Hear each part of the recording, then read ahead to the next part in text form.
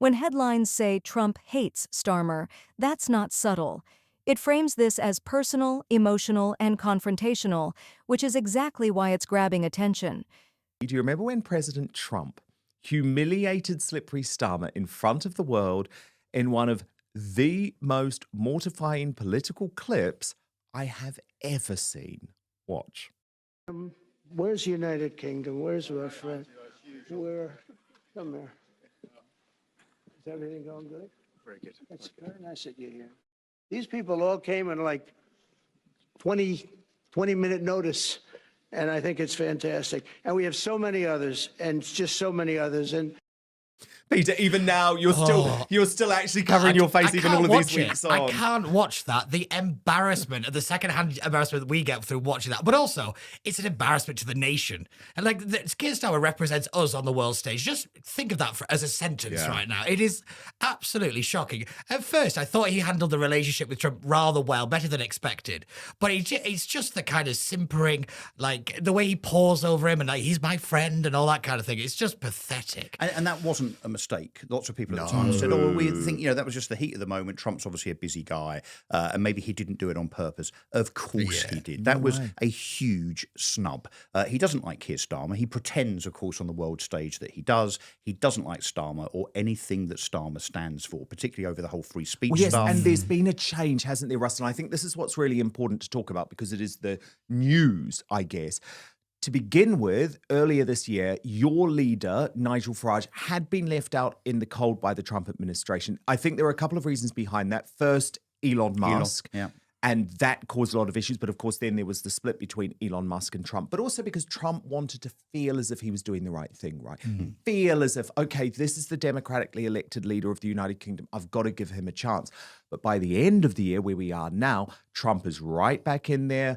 Secret meetings at Mar-a-Lago, secret meetings at the White House, and Trump almost actively lobbying for your party, Reform UK. It's quite an astonishing turnaround. Well, it is. And look, it shouldn't be news to anybody, should it? That the politics, the ideology of Trump and the current Republicans in the US and Reform are pretty identical, really, particularly when it comes to things like the economy, particularly when it comes to things like immigration and borders and, of course, crime. So, of course, they're going to be aligned. I don't think there was ever any particular calling of that relationship.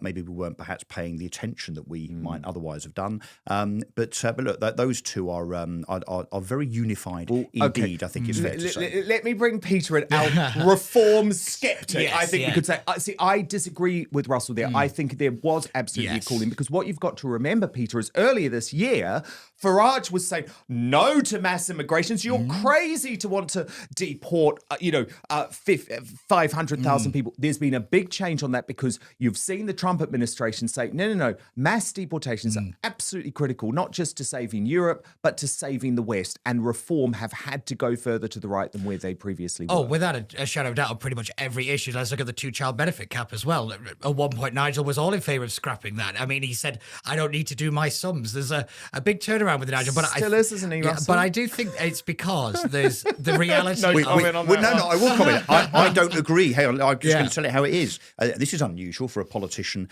not to take the party line 100% hook, line and sinker.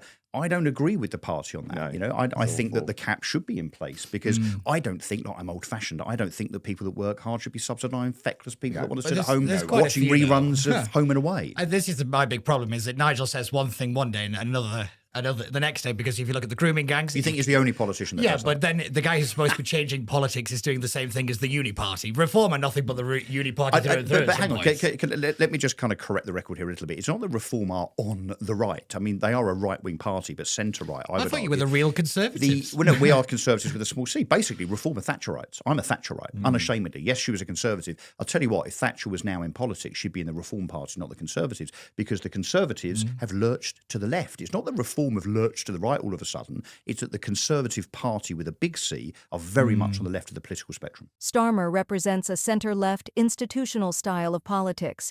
Trump has always positioned himself against that kind of leadership, so this clash is ideological as much as it is personal. Farage is a populist disruptor, anti-establishment, media-savvy, and nationalist in tone. That's a political style Trump recognizes and respects. Even informal praise can be interpreted as endorsement. Now let's be clear, there's no evidence Trump can make anyone UK Prime Minister. The word plotting here is rhetorical, designed to suggest influence, not coordination. Traditionally, leaders avoid directly attacking allies' political figures. Trump doesn't play by those rules, and that's why moments like this stand out. In the UK, reactions will split instantly. Some voters will reject any perceived US interference. Others will welcome support from a global populist figure. British tabloids thrive on drama, and this is perfect fuel. Interesting, interesting. Well, look, it's also been a crazy year on the hard left. The stronger the language, the wider the spread. This headline was built to travel. For Farage, even indirect association with Trump can be a double-edged sword, energizing his base while alienating moderate voters. Trump often uses foreign politics to reinforce his brand: outsider, disruptor, rule breaker. This moment fits that pattern perfectly.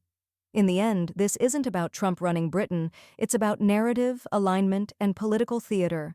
And right now, that theater is drawing a global audience.